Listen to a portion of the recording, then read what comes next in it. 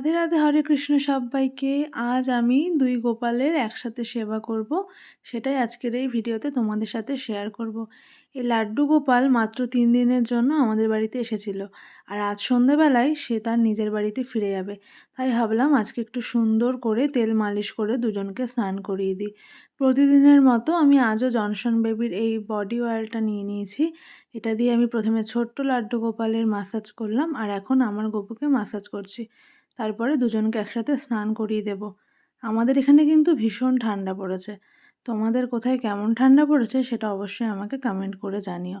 এই দেখো, দুজনকে এখন সুন্দর গরম জল দিয়ে আমি স্নান করিয়ে দিচ্ছি। তারপরে দুজনকে সোয়েটার পরিয়ে সুন্দরভাবে শৃঙ্গার করিয়ে বসিয়ে দিয়েছি।